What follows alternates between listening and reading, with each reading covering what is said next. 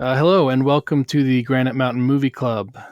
Today we are going to be talking about a new movie. We don't often talk about newer movies, but we're going to be talking about the new Dungeons and Dragons movie. I think it's called Dungeons and Dragons: Honor Among Thieves. Came out a little earlier this year, um, and joined today by Brett Cain. You want to say hi, Brett? Hello, everybody. Good to be back. Thank you for Yeah, having me on. Brett hasn't been here for a while, probably 6 months or so. And then we're also joined by a first time guest, Conan. It's a is it Conan Esquire? Conan Esquire. Howdy. Happy to be on the show. And Conan, tell the audience a little bit about you, and if you have anything like a book or something that you've written. Yeah, there's not a whole lot to tell about me really. I just post on Twitter as Conan Esquire. It's a mix of I don't know, long form writing threads and jokes, which may or may not be funny. I've also written a couple of books. It's just straight down the pipe, pulp sword and sorcery set in a kind of fictionalized Mesoamerican Aztec Mayan setting. They've been well reviewed. I really enjoyed writing them, which is the important thing. And the third will be forthcoming later this year. That's awesome.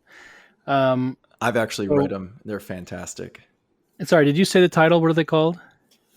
The first is called The Turquoise Serpent, and the second, a sequel, is called The Flowers of the Moon. Okay, nice. I will put links in the show notes to the wherever you can buy them. We'll talk later. Amazon, I assume, but um, and then Brett, Brett's an author too. So Brett, I'll put some links to your books too. Thank you so much. Um, I'm not as good as Conan, so buy his books first.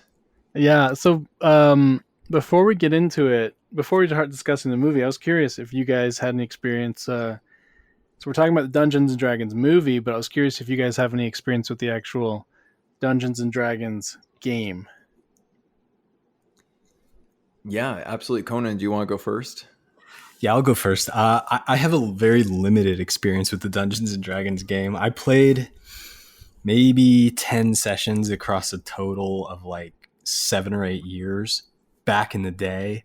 I probably stopped playing right around the time I went to law school. I know I played a couple sessions while I was in law school because I remember trying to wrangle law students to play it and having to argue endlessly about, interpretations of the rules and hear hackneyed jokes about, comparing the legal concepts we were all studying to stuff going on in the game.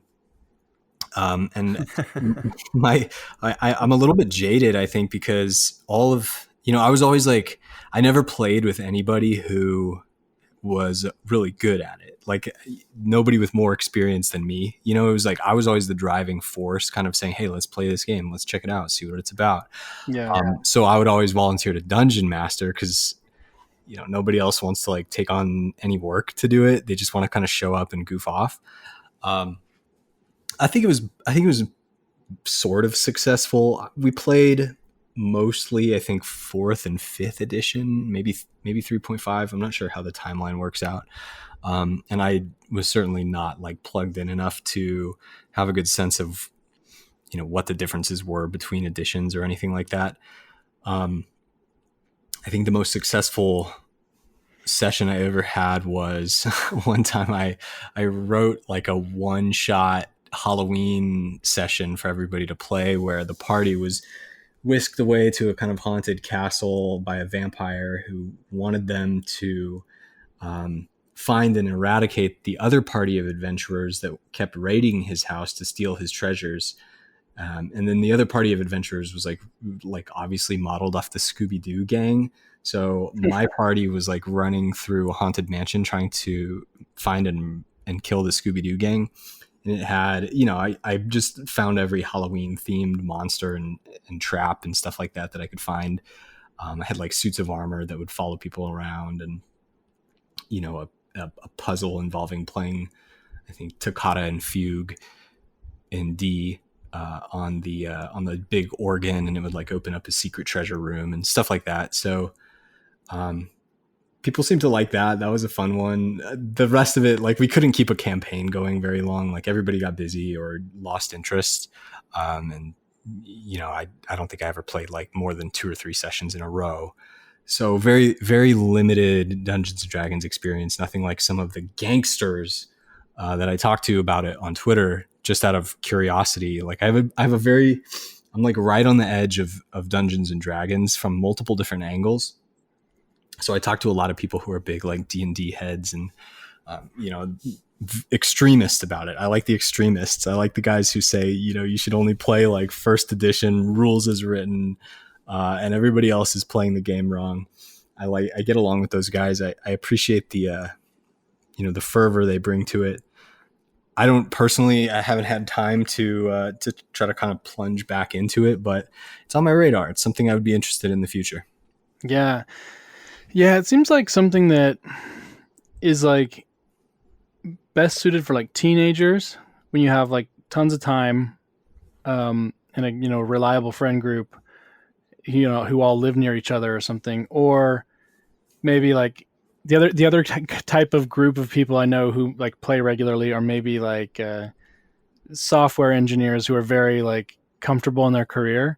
So they have like a very steady lifestyle and they have time to get together, weekly or bi-weekly or something and actually play.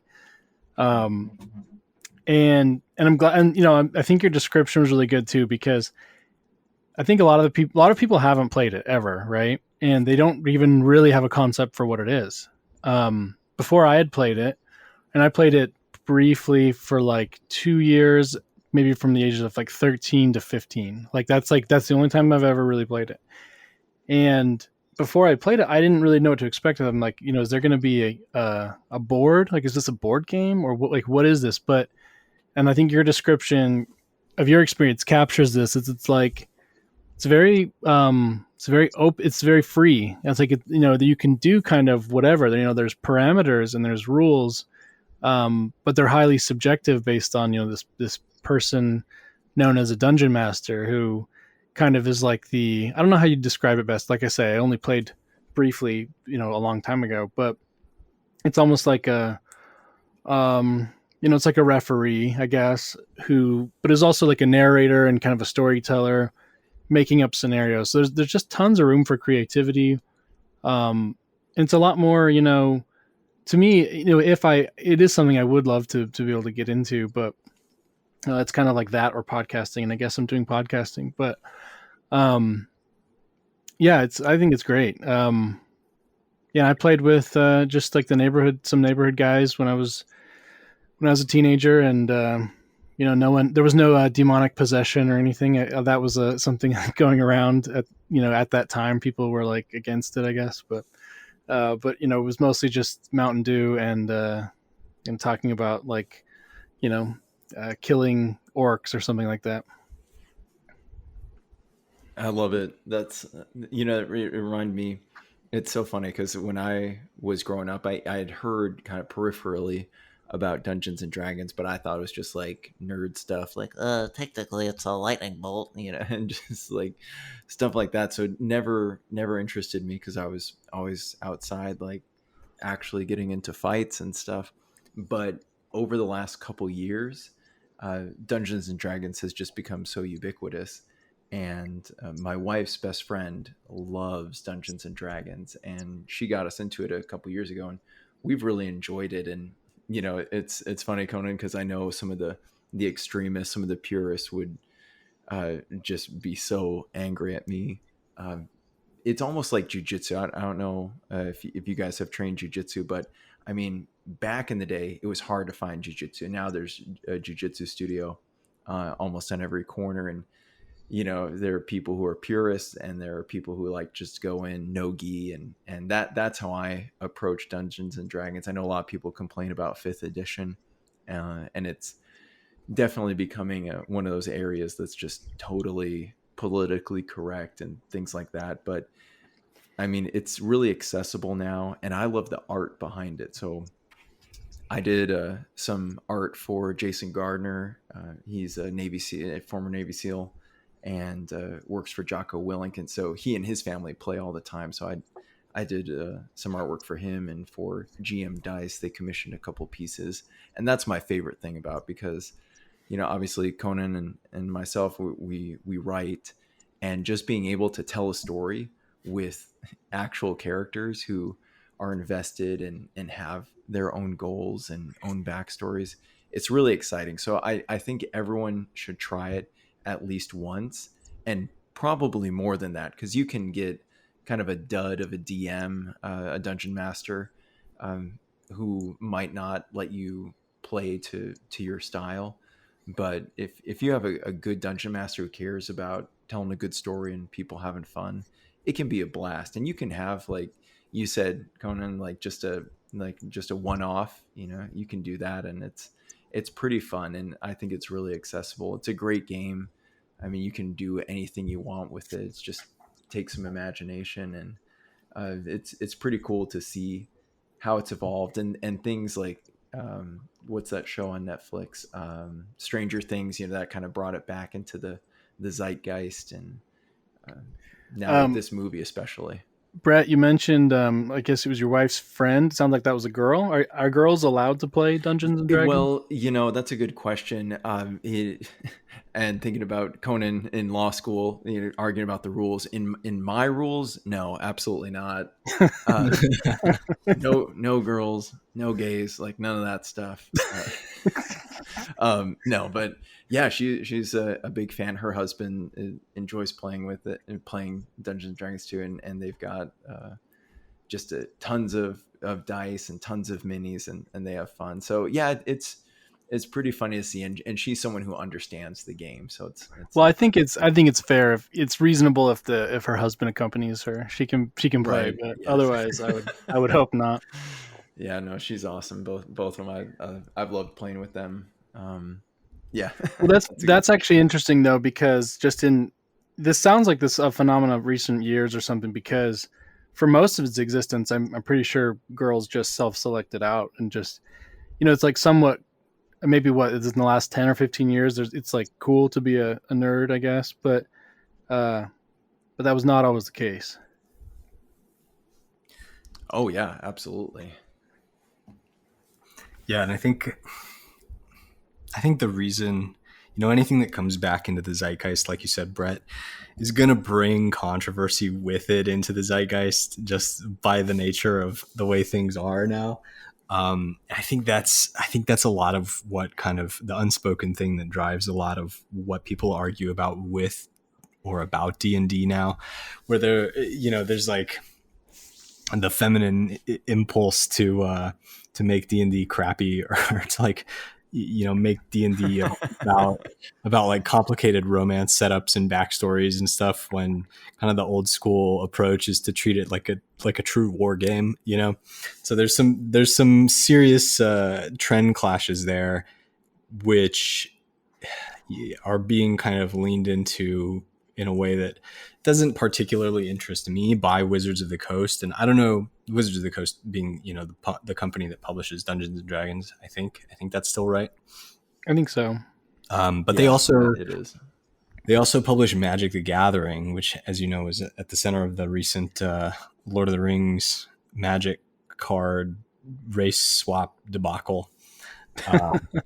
And so, like, you can kind of get a sense from that of where Dungeons and Dragons is probably going to go as a brand, so to speak. But at the same time, the game is such that you don't actually really have to interact with the brand that much. You know what I mean? Like, you could still just go get a copy, like a PDF copy of the original rules online, and just play that if you want to play that. Like, you can do. You don't have to deal with all that bullshit. Yeah. Yeah, that's cool. I mean, I'm feeling tempted to get back into it. But that would be like, oh man, it'd be tempting, but time consuming. And Brett, you mentioned the Stranger Things thing, which is interesting because I think Stranger Things did more for Dungeons and Dragons than the Dungeons and Dragons movie. The movie I think has done all right. I think, but it made $208 million off of a $150 million budget, which by Hollywood accounting is kind of a dud. Not an outright flop, I don't think, but pretty kind of bad. But people seem to like it, but I don't think it's like generating interest in Dungeons and Dragons itself. And something I was wondering if you guys thought, like, is the movie even really? Is it even really a Dungeons and Dragons movie, or is it just like a fantasy themed movie and they stamped the D&D logo on it? Yeah, that's kind of a question that I was asking myself as I was watching the movie, because the Forgotten Realms setting is such a melange of concepts in the first place that it doesn't, the thing that feels like Dungeons and Dragons about Dungeons and Dragons or the whole Forgotten Realms setting is that you're playing it. It's like the experience of playing the game more than it is, I think, specifically like there being a dragon in the movie or there being a halfling in the movie. Like almost everything that you see in the movie feels really like it's, borrowed from something else that I've seen before in a way.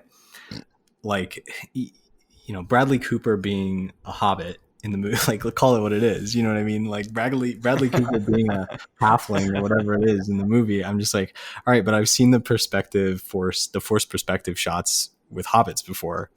It's, what does this have to, where is the essence of D&D in the movie? And it's a heist movie in a fantasy setting, and that's kind of novel in a sense, but yeah, I don't know. This was kind of the problem that I had with the original Dungeons and Dragons movie that I watched like back in, whenever I watched it, 2001 or whatever, where you're just like, how is this, what is the difference between this and like generic campy fantasy? Yeah, that I like that because and I think the idea of just stamping the D&D, the Dungeons and Dragons name on it, because even the title of the movie is kind of a mouthful. Dungeons and Dragons: Honor Among Thieves. It's too long. It's too long of a title.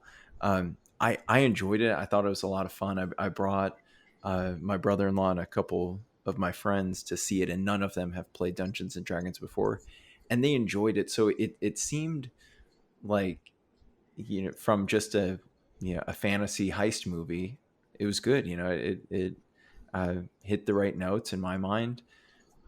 But the Dungeons and Dragons side of it, it was, like you said, it's not bringing in new fans, it's not generating interest, because Dungeons and Dragons is not a one size fits all, but there were kind of callbacks to things that, people could catch on to Easter eggs. So I think people who play Dungeons and Dragons already would watch the movie and find stuff they liked, and people who haven't played Dungeons and Dragons were like, oh, what the heck are all these things, but would enjoy.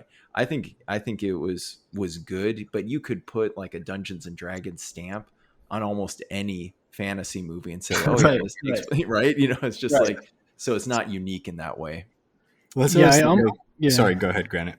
Oh, I almost wondered. I almost wondered if they would get clever and do some sort of thing partway through the movie where it's like the members of the campaign are actually, are actually just modern people playing the game, right, or something like a Jumanji thing. Yeah, I wondered if they'd do that, but no, it's played it pretty straight. Yeah, I almost want some kind of like Jumanji style frame story so that it acknowledges the game roots of it. I personally wouldn't want to write that. I don't know or love the game enough to like take on that risk. But I would go see a movie that like went even zanier with it in that way. But yeah, with the movie as it was, I agree, Brett. I liked it. I thought it was generally pretty fun and hit a lot of the right notes. I thought there was just like a general, I don't know, like they hit the right notes, but not at the right volume or something. Yeah, that's a good way of putting it. It ultimately just seemed a little thin in certain ways. Like it didn't really suck me in, and I think that's why ultimately it's not like moving the Dungeons and Dragons thing forward into the zeitgeist. And then with a lot of the references, the Easter eggs, it was all over the place, which I'm not a seasoned player by any means. And I saw a lot of them. Like I was thinking, what is a person who's never been exposed to D&D going to think about this like battle of the magic hands at the end? And I'm looking at, I'm like, is that the prestidigitation spell? Is that the like magic hand, spell cantrip or whatever that you can learn as a spellcaster? And I'll let the experts weigh in on that, but that's what I was thinking. Or like the druid, with the horns, and you're like, oh, it's a tiefling druid. Like they get the class and race thing in there, which I think makes sense. But when you have so many, like when you try to bring everything in, it just ends up feeling like almost schizophrenic. Where I'm like, they got the displacer beast, they got the mimic chest, they put everything in there. Yeah, definitely felt crammed. Well, it's interesting to see that, these, whether it's remakes by Disney or, kind of carrying on of cult classics like Jumanji. Even a few years ago when the Warcraft movie came out, I never saw it, but the idea of turning games into films, it is interesting. And I don't think it's bad, and I actually hope they'll keep making movies like this, because like I prefer this to like a superhero movie, and I think Chris Pine is a great actor, and so I think they can do a lot. But you're right. I think that they might have been trying too hard to say like, hey, we know all this stuff about D&D, and they didn't have to try that hard, and I hope they won't try that hard to have all these Easter eggs, and they'll just continue on with either the same characters or a completely new campaign. Yeah, when I was poking around the kind of media around the movie as I was watching it and like getting ready for this, I remembered that this was the movie where the producers were like, we like to emasculate our male heroes. We take a lot of pleasure in that or whatever. And I remember thinking at the time, like, oh, great, here we go. But they did it less, I think, than they might have, and less than they do in a lot of other movies. And in fact, they went to great lengths to, like you're pointing out, like include a lot of references and include a lot of like lore accurate, or at least consistent stuff, to where I was like, who are you trying to please here? Really? I mean, it seemed like almost like there were two factions involved in making the movie, where I was like, there was some stuff like, I don't know. Are we going into spoilers? Have we done the spoiler alert yet? Oh yeah, this is a spoiler show. We don't care. Okay, cool. Yeah, it's too limiting. Yeah. Yeah. So like, when, his whole quest is to get the tablet to resurrect his dead wife. And at the end, right, he's like, I'll resurrect Michelle Rodriguez instead. And that I was like, okay, that's kind of like liberal coded to me, but not all that. It felt like a Spielberg thing, right? Like, well, they threw an interesting. I was thinking about that too, but they prepared the audience with something before it, and maybe I'm stepping on something you're about to say, but they said something about like, yeah, your wife died and your wife is gone, but she's been gone for a while. She's actually she's building another life in the spirit realm or something. So right. You don't like, it wouldn't be necessarily the right or fair thing to bring her back. They kind of built up to that. Right. And they suggest, I think also that Chris Pine's character, Edgin, something like that. Edgin. Okay. Had like kind of selfish motives for it in the first place. Like it wasn't, you know what I mean? It was like a failing on his part. I think they set that up adequately, but that's my point, I guess. It didn't feel spiteful or anything in the way that I was kind of primed to expect going in, knowing what the producers had said about, emasculating male characters or whatever. I didn't see a lot of that. There was like the normal amount of background of that in a movie that is so, there was a layer of like self-deprecation to the whole thing where, they clearly wanted it to be a funny movie and kind of poke fun at the entire, over the top nature of Dungeons and Dragons, which I didn't mind. But it never, it wasn't a complete parody or a complete pastiche or completely silly. I thought they had, some respectable emotional beats, and they kind of kept the actual story focused on this emotional, or, not necessarily emotional, but serious arc that they were trying to send the characters on. So I was like, I was just getting whiplash. I was like, okay, so when is the cringe part going to come? And it never quite came, but there was some stuff where I was just like, oh, okay. Yeah. I didn't give my like mini review, but I guess I would say that I had seen the trailer, and I was, a while before it came out, and I was like pleasantly surprised by the trailer. I was like, okay, that's going to be pretty good.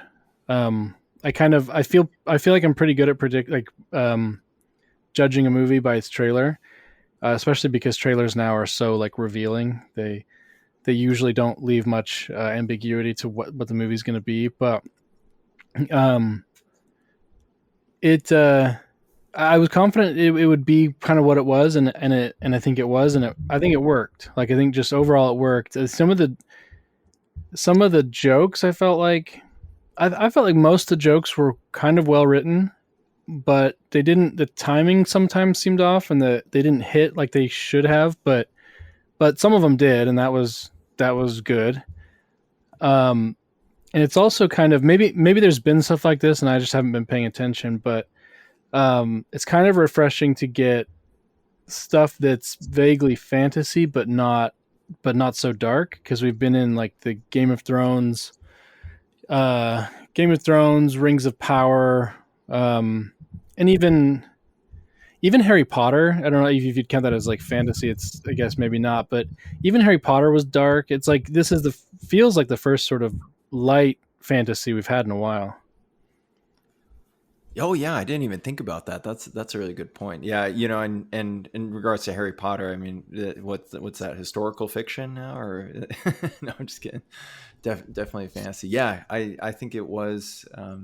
Yeah, I definitely was laughing. I thought the casting the illusion and that failing when with the guards when he's playing the song, I thought that was was super funny. I like the dialogue around the questioning the dead on the battlefield scene. I thought a lot of that. Oh yeah, was like pretty well, and that so there's this. Let me pull up the list. One of the producers had listed the influence, or not the producers. John Daly, who's one of the directors. There was like a co-directors. He listed the film's influences as The Princess Bride, Monty Python, Lord of the Rings, and Indiana Jones. So that grave, those the corpse scene was very Monty Python. Yeah, definitely. It's that the skill of kind of like juggling three people in a conversation and exploiting those directional misinterpretations. Yeah. That was so funny. Yeah, I love when he's like, what's your favorite book? I'd say The Fanged Tome of Lycanthus Sar. I thought that was great. Yeah. I think Chris Pine really nailed it, and it was cool to see Michelle Rodriguez outside of the Fast and Furious franchise, and she was in that TV show Lost, if you guys ever saw that. But what I really enjoyed about this, and really any movie that has a father-daughter dynamic, really just hits home with me, because I have a daughter, and so if it's a game or movie or book that has that, it's definitely going to score points with me. I also relate to movies with mixed race daughters. That element of it, like you said, or like we were saying, Brett, I think that the beats were all there. It was constructed pretty well, but like there were just some, maybe I missed it. This could be the fact that I had kids climbing on me while I was watching it and stuff like that. But I was like, why does this guy even want the daughter necessarily? Like Hugh Grant's character, who by the way was excellent as well. I think a lot of the cast were really good. Hilarious. Even the cast that I didn't know, like the druid and the wizard and some of the other ones, I thought were pretty strong, really. But I was like, why is he so invested in keeping the daughter when Edgin is already out of commission? And then why? I don't know. I just the stakes didn't seem to quite match the tone at certain specific beats, and mostly I think concentrated in that arc, and that's I guess part of what left why I wouldn't say why I wasn't as excited about this movie as I was about like Puss in Boots, for example, that the Puss in Boots Last Wish movie that came out, I think, was that earlier this year? But like that one kind of thrilled me. I was excited about that. I was like, this is really tightly done movie. And the Dungeons and Dragons one, I was like, yeah, this one does work. Like, it works for me. It's watchable. It's fun. But it's not, I doubt I'll probably go back to it much, if any. I've unintentionally watched it a bunch of times because so I in my car I have to like load media onto some sort of like USB, and I put this on there, and so my kids keep watching it and they like it. So I've like listened to the movie like 3 or 4 times all the way through now, which I wouldn't have anticipated doing, but it's I could see it being a comfort movie for some people, and my kids are surprisingly, they're pretty young and they were able to follow and enjoy it more than I thought they would be able to. So it might be one of those movies that they have foundational memories of, the way I might have, or we might have, for something like Indiana Jones or something.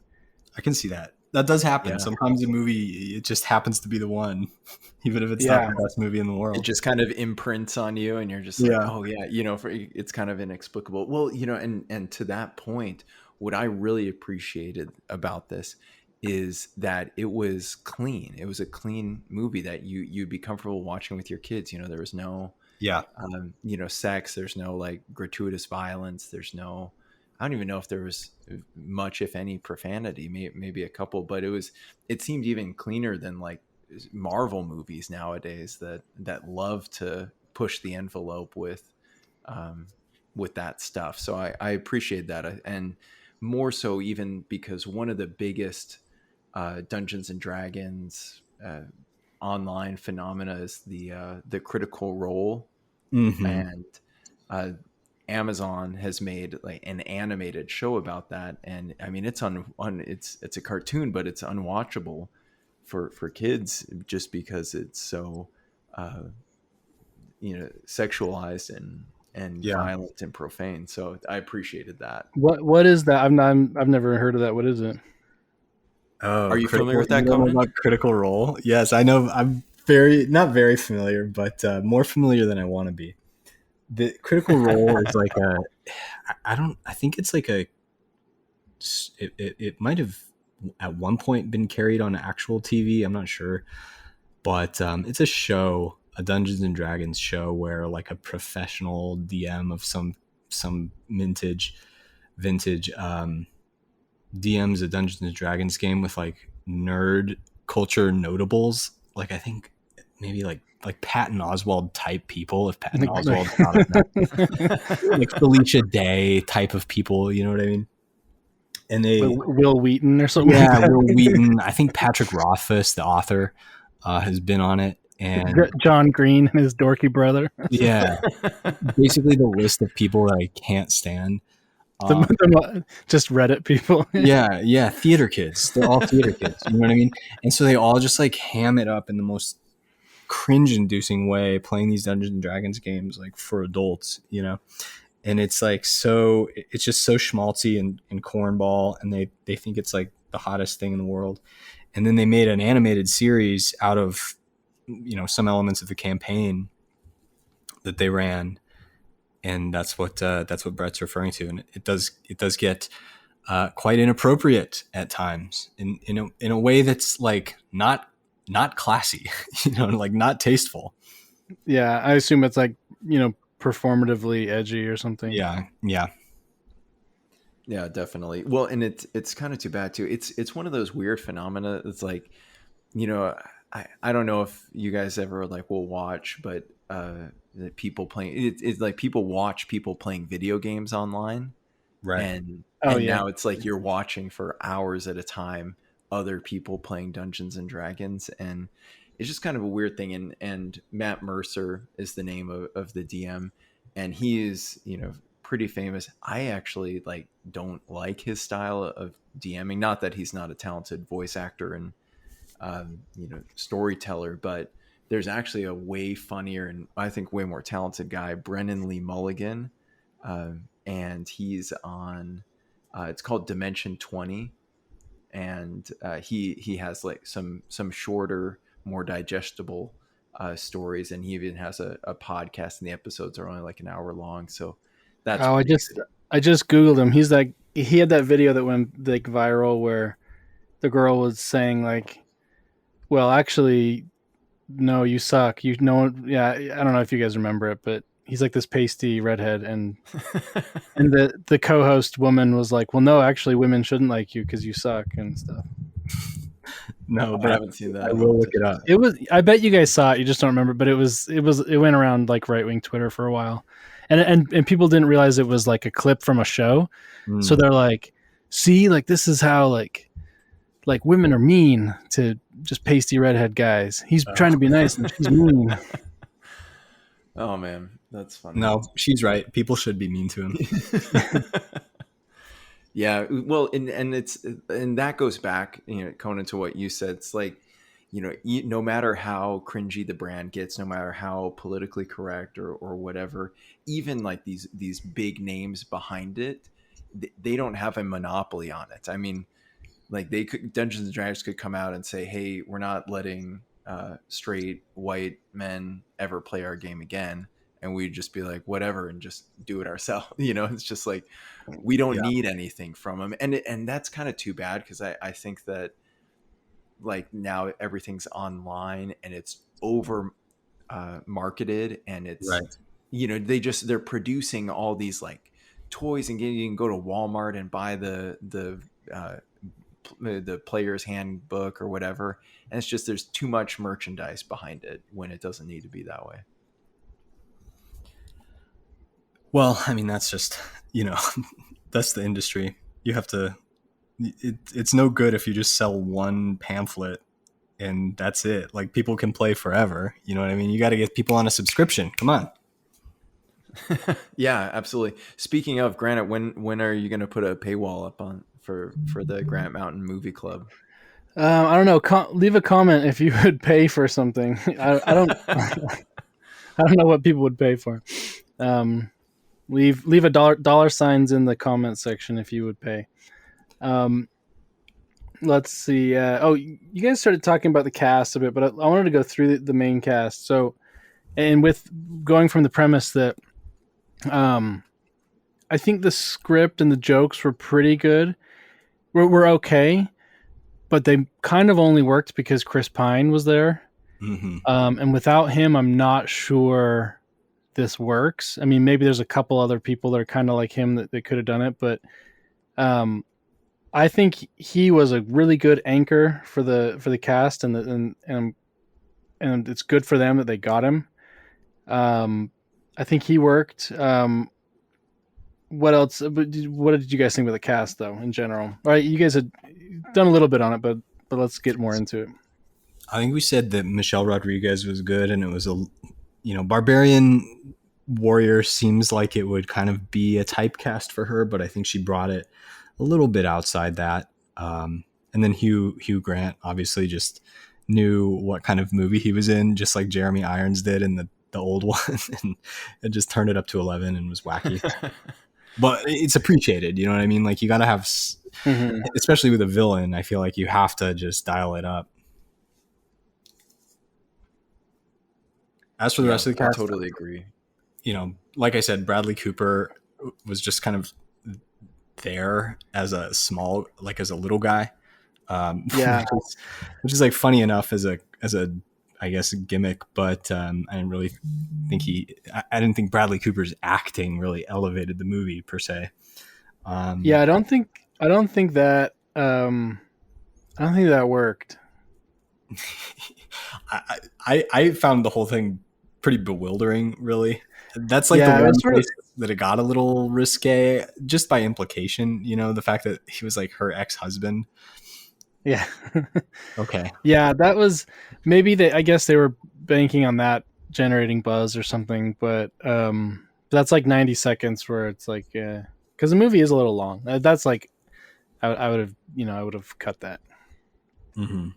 Yeah, I agree. One thing I did like about it is they didn't, and this is something that I think was a problem with the 2000 film Dungeons and Dragons, is that Honor Among Thieves did not overly rely on computer graphics. I mean, obviously there's stuff that they couldn't do otherwise, but like the tabaxi, the cat person, or even the giant fish that Yeah. Zank saves they just you don't need to make that stuff CGI, and I liked that. Yeah. The Zank actor, I don't know if you guys know this, and I didn't know this. Someone had to kind of explain this to me, but he was, and that's like the smooth black guy who's like, Yeah, the paladin type yeah, dude. power levels way higher than everyone else, and he was a hit star, I guess, on Bridgerton, and I guess part of What the there's heck is kind that? of it was a very popular show with women on Netflix, but and this is why it had to be explained to me because I'd not seen it.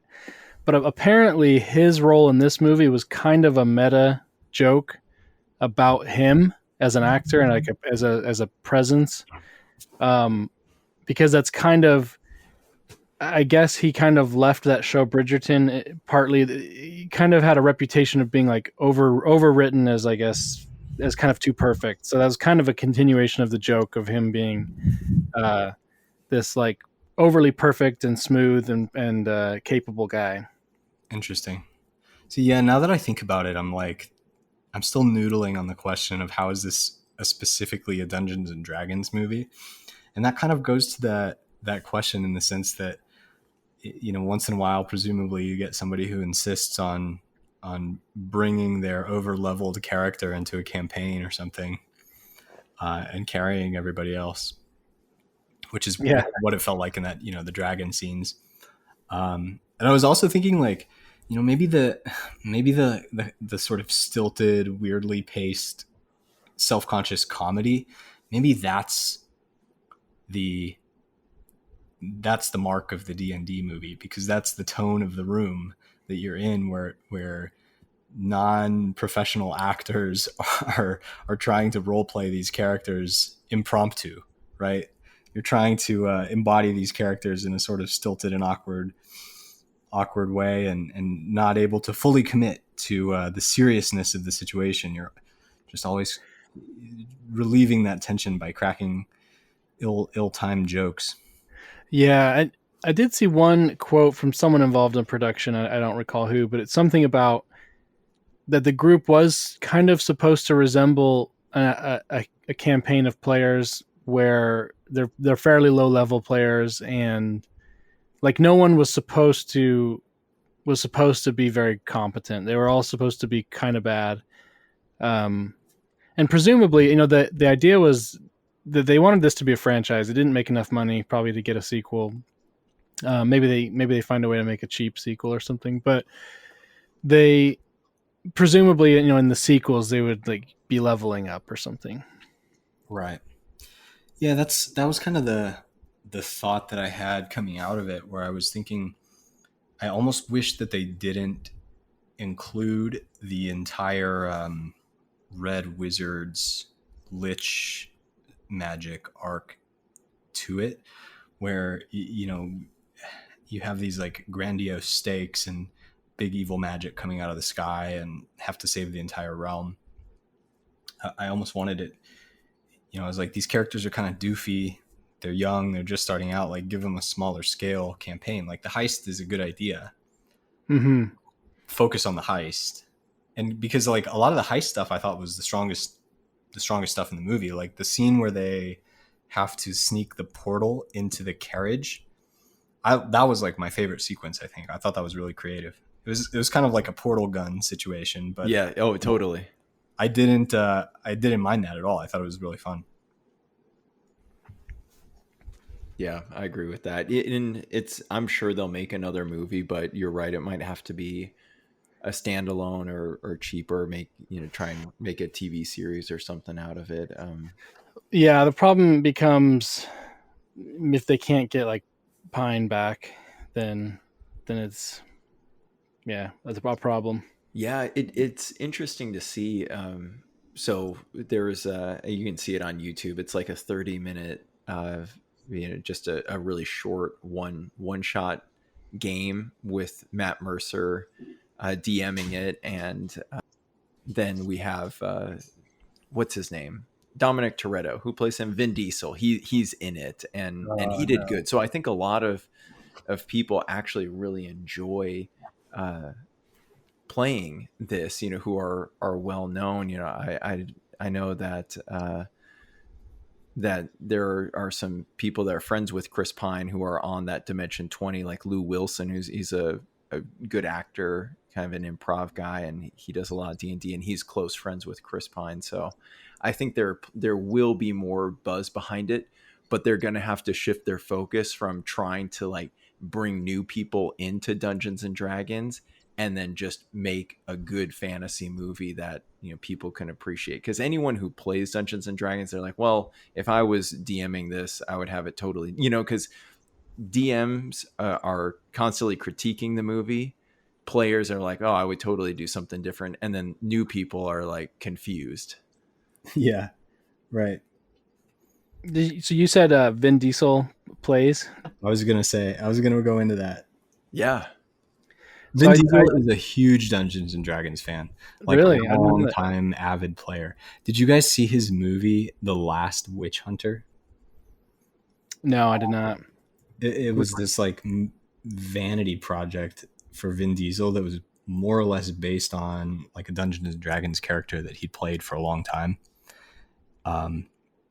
It was not good, but I think it was better than it got credit for. You could tell that his heart was in it. I'll say that much. Yeah, looks like he got Elijah Wood to be in the movie, and a girl from Game of Thrones, Michael Caine. Mm-hmm.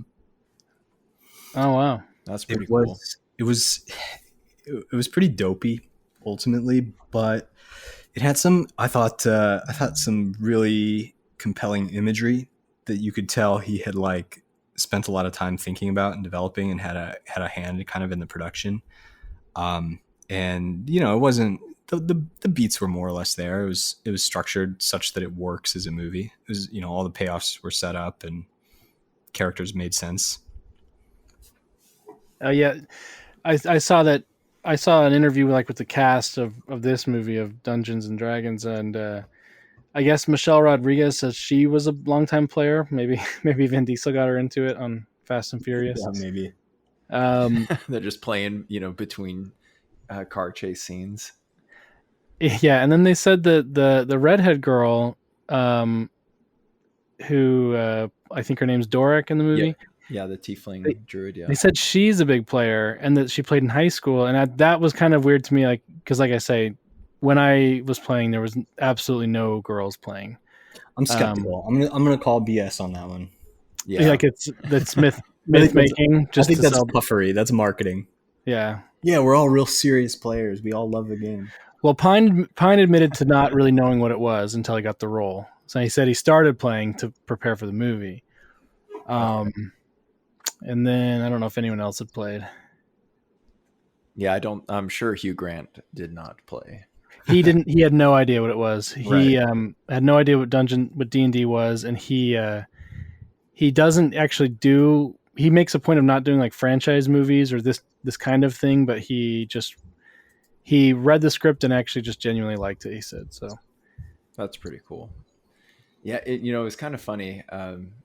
It was a good omen today. So I knocked doors for a living. I'm a door-to-door salesman, and one of the doors that I knocked today, they had a little hatchback, and it had the Dungeons and Dragons logo. That's the the ampersand there with the dragon on the Mhm. back of it. And I'm like, hey, I'm gonna be on a show tonight talking about this. So that was kind of cool. But yeah, and this might You not be should the send them a link. yeah, be like, hey, thank you for reminding Now me. now buy solar. Well, the fine, and this might not be the episode to get into the weeds on this, but like we were talking about at the beginning, it seems like, and I don't want to paint with too broad of a brush, but I don't know if there's been a very true to form fantasy story told, certainly not one that's going to please everybody.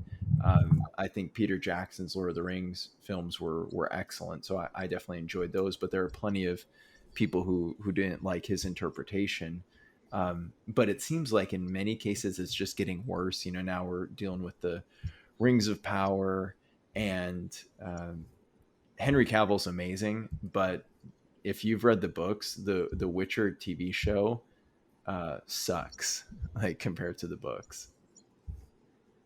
I don't know. Have you guys read or played the games? No, I've heard that the fans were unhappy with it. Even Cavill himself, I thought.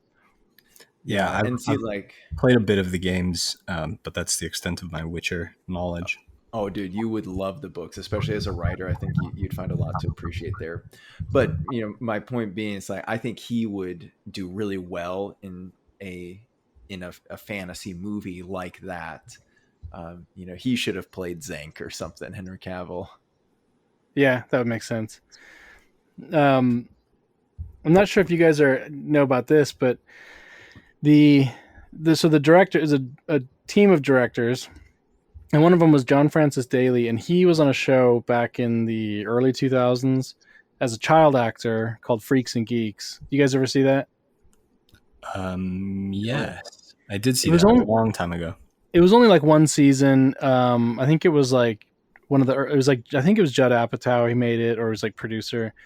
Um, it was is actually an interesting show because, well, I just thought it was a good show, but I was also, I think, a teen when I was watching it, so it was like targeted at teens. But um, a lot of very influential people came out of that show, both like Judd Apatow, Seth Rogen, James Franco, and then now this John Francis Daley was on the show too, and now he's a director that's doing reasonably big movies. But there's a pretty iconic scene from the show. It might even be like the finale episode or something like that, where they're playing D&D. And prior to Stranger Things are really the only like prominent on-screen D&D playing that I'm aware of, unless you guys have any other There was other ones that you've seen. a long time ago. There was a Tom Hanks movie, Mazes and Monsters. Mazes and Monsters. That's right. That one did not paint Dungeons and Dragons in a favorable light. And it was, but that was more during the like Satanic Panic era. Yeah. Friend of the podcast, Giordano. I think it's at Giordano Lives. He's done a bunch of tweets about Mazes and Monsters. Yeah. Talks about it all the time. It's a wild movie. Oh, you know what? It just reminded me. Certainly not big screen, but if you guys are familiar with the television program Community, there are a couple episodes where they play Dungeons and Dragons. Didn't they pull that episode? The one where oh, they did. What's his name? Ken Jeong is in blackface as a drow. Yes. Yep. I think they pulled it off Netflix or something. Oh man, that's so funny. Yeah, man, there are so many things that you couldn't do today, like that were even just a few years ago, which is too bad. I was gonna say that was like not that long ago. Yeah, it's just. I was thinking about that in the car today when I was like, I posted some tweet like referencing Always Sunny in Philadelphia today, and I was like, I don't think you can make half that show now, and it's like a 1/2 generation ago. Exactly. Yeah, it's unbelievable what how low the tolerance is for anything. I mean, Yeah, I bet they're gonna go back and get rid of some of the old rule books, that for Dungeons and Dragons. They are, It they is. are. They're doing that. I think they got rid of like half races or something. There was some kerfuffle about that. Wasn't they? Were they saying like orcs were too close to existing human races or something? Um, I'm not sure. I'm going to be honest. I didn't really follow it that closely. I know there was something about like races where they were trying to get rid of half races as like a category for players. Um, I'm not sure why that is like. I don't know what the logic was because like to me that seems more inclusive. Uh, so maybe I'm totally off base, but there's something. Look it up. There's something about them changing like the races in the new publications. But then there was also something where they changed it so that certain races were not limited to being evil, right? Like you could have non-evil goblins or whatever now, whereas before goblins obviously were just evil, like that was their alignment, and you couldn't have a non-evil goblin or Yeah, I see a headline. bugbear or whatever. April 2023. Why D&D is getting rid of controversial half races.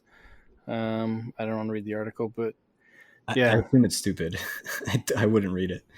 I think there was also one about the way like orcs were drawn. They're like these look too much like Oh, people. I think that was a different they have like monkey races and that kind of thing. I think they maybe got rid of the monkey race for reasons that I won't state out loud. I can't remember.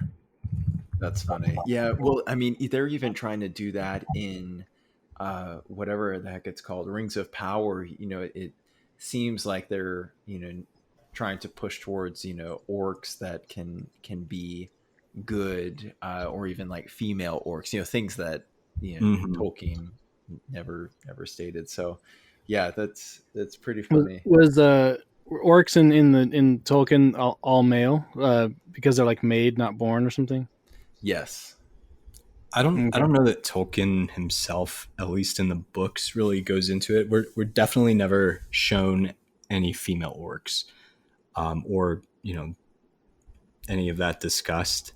And under certain interpretations, they are made not. Yeah, Brett's absolutely right. They are made not born. I don't know if Tolkien himself ever settled on any of those concepts. I'd have to like go back and read the letters and stuff, but certainly there's not like we're not missing out on on female orc representation or like sympathetic orcs or anything like that Yeah. in the I, books.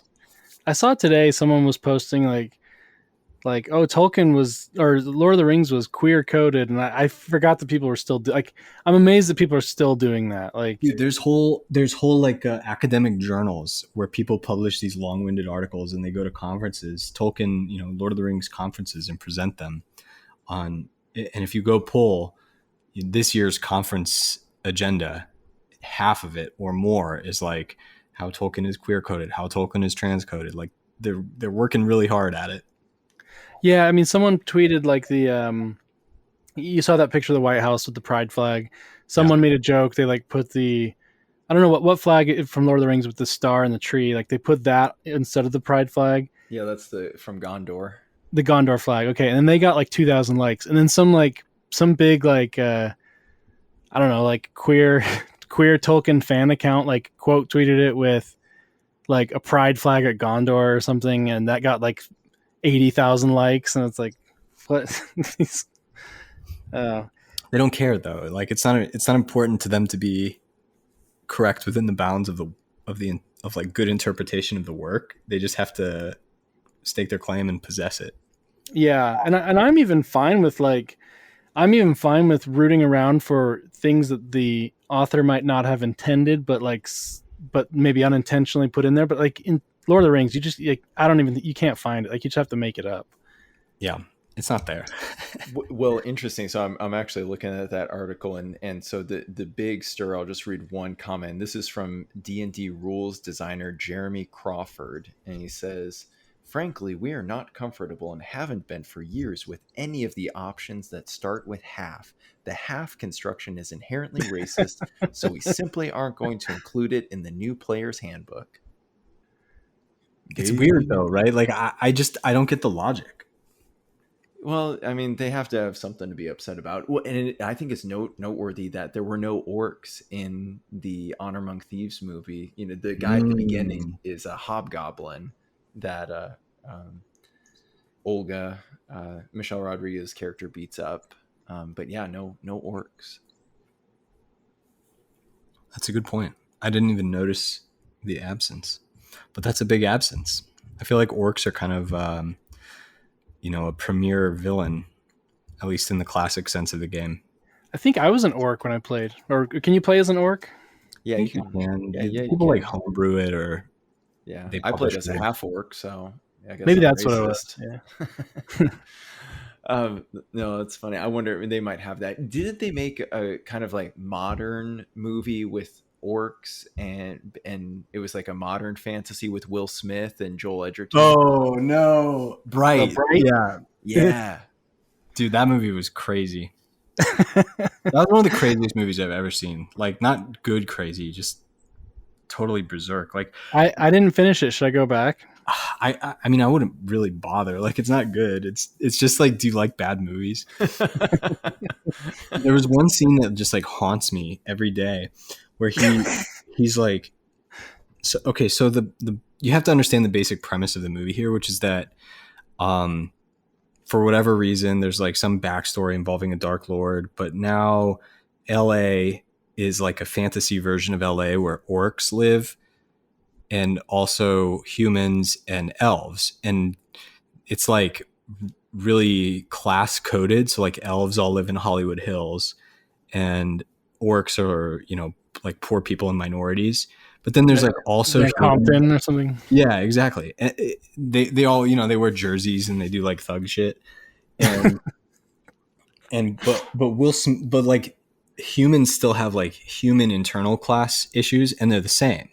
So it gets like really murky, like what they're trying to say.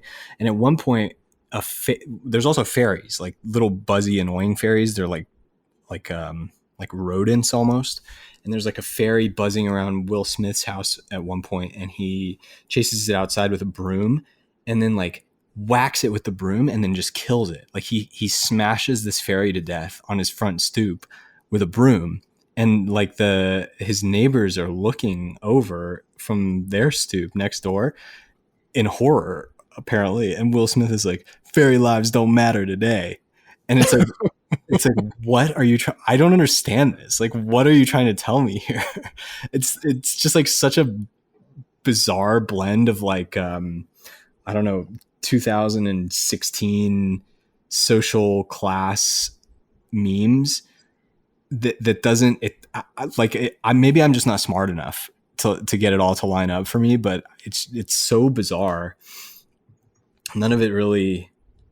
You could write a treatise like trying to understand what the guy was trying to say. I think it was Max Landis, wasn't it? And he's a kind of interesting guy. I haven't watched all of Bright, but he has some defenders among my fans, among my audience. Yeah, Max Landis wrote it, and David Ayer directed. Interesting. Here's something that it's kind of funny. So this is from another article, and they say the edits largely concern how D&D's many fantasy races are presented and understood. Sections of past source books have been redacted to avoid racially homogenizing swaths of sentient, self-aware people. Other sections that ground the physiological conditions, attributes, and intelligence of creatures in their race, or confuse cultural attributes with physiological characteristics altogether, have been removed. A kobold is no longer described as an inherently dumb, servile creature who will, quote, find satisfaction in its work, the survival of its tribe, and the knowledge that it shares a heritage with the mightiest of dragons. Similarly, the section that described the entire race of orcs as possessing a culturally ingrained tendency to bow before superior strength, as well as an instinctive love of battle, has been cut, which is totally ridiculous. I mean, like, these are like made up things, and it's right. Like, what is an orc if not that? Yeah, and I was looking at it too. The monkey race thing that I was talking about is from a different setting. It's from the Spelljammer setting, but they were called the Hadozi, a race of bipedal monkey folk with a love of exploration who evolved wing flaps that let them glide like flying squirrels. But many fans took issue with the published backstory of this race, drawing parallels to the history of slavery and making links to racist stereotypes. So they just deleted it. Man, that's funny. You know, I'm glad that it didn't seem. I mean, I'm sure there's some stuff I might have missed in the movie, but it seemed pretty good in the film. I want to ask. So the wizard guy, the good guy. I haven't seen him in anything else, but he looked like. Is he the guy that's in the Detective Pikachu film? I haven't seen that movie, but I haven't. I don't know. he looked. Yeah, he is. He is. That movie was Oh, pretty all right too. I didn't hate that movie either. I'll have to check that out. Yeah. Who voices Pikachu? Ryan Reynolds. Ryan Reynolds. Oh, okay. And Yeah. it's not as annoying as you think it should be. That's I'm not. cool. Maybe I'm talking to the wrong audience. I'm not a big Ryan Reynolds fan, but so I went in, a little nervous, but I thought it was pretty all right. That's good to hear. Yeah, it seems like, I mean, they keep making, these fantasy themed movies, TV shows, whatever, because I think that people generally enjoy them. But it seems like they're kind of missing the mark, at least in some degree. I like how you described it, Conan. It's like it hit the right notes, just maybe not the right volume or in the right sequence. I can't wait for you to make your movie. That's going to be awesome. About my books, I don't want to do that. I want to write for Scooby Doo. I feel like I would be a great Scooby Doo writer. I think I could knock that out of the park. Oh, didn't they just have an atrocious reboot of Scooby Doo? Yeah, like Velma. In the loosest sense you could possibly imagine. That was wild because they didn't even get the rights to Scooby Doo or I think the name Shaggy, so they called him Norville the whole time, which is obviously his name. But nobody knows that, and they didn't have Scooby Doo either. So it was just like this. It was like, why is this Scooby Doo at all? You don't have the two most iconic characters and you are doing everything you can to not play this like a Scooby Doo story. There's opportunities to do something fresh or do something interesting or do something against the grain with Scooby Doo. And I think a lot of people recognize that and reward it when they do it. For example, the Jim Stenstrom movies that everybody knows, Zombie Island, Witch's Ghost, Alien Invaders, and Cyber Chase from like 1998 or whatever, were the first time in a while that they kind of played a Scooby-Doo movie like a horror movie and had real monsters in it. They'd done real monsters here and there before, like Scooby-Doo and the 13 Ghosts. But those were a big statement for Scooby-Doo, where they're like, that's how they marketed it. It was like, this time the monsters are real. And a lot of those films were kind of structured and shot to the, animated like a horror movie, which was cool. And then later they did a show called Mystery Incorporated, which was, I think, one of the first times that they did a show with series long story arcs. So they had a couple of seasons, I think 2 seasons of that show with kind of one story that they played out over it. And they took a lot of liberties in terms of like modernizing the characters, giving them more inter-gang conflict, so to speak, and like psychologizing the characters more than they're usually psychologized. And people really like that one. I personally really like that one. I thought it had some missteps, of course. What doesn't? But it was really good. So those all pretty safe for kids? Yeah, I think so. I don't think the Stenstrom movies like Zombie Island, I let my kid went through a big Scooby-Doo phase when he was like 2 to 3. And they were a little scary for him. But for, a 6, 7, 8, 9-year-old kid, I think they'd be more than fine. The issue is just like, are they scared of zombies versus They don't. my kids love zombies. Yeah, they don't do anything where you're like, oh, this is risque, or they're swearing or anything like that. Nice. I'll check them out then. Yeah, check them out. But that's my point. Like, there's cool stuff you could do with Scooby Doo. You don't have to like do anti Scooby Doo, which is really what Velma tried to do. Yeah. Okay, guys, I'm gonna probably wrap it up there. I would love to go longer. It's just late where I am. So let's see. In summary, Dungeons and Dragons, pretty good. Check it out. Watch Scooby Doo. Watch Bright. Watch. Watch Bright. Watch Bright and come tell me about it on Twitter. Watch Detective Pikachu.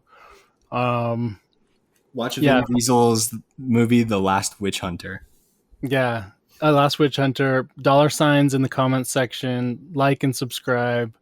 Yep. Thanks to our guests, Brett and Conan. And thank you for staying up, Granite. Oh, no problem. Thank you so much, guys. This is a blast.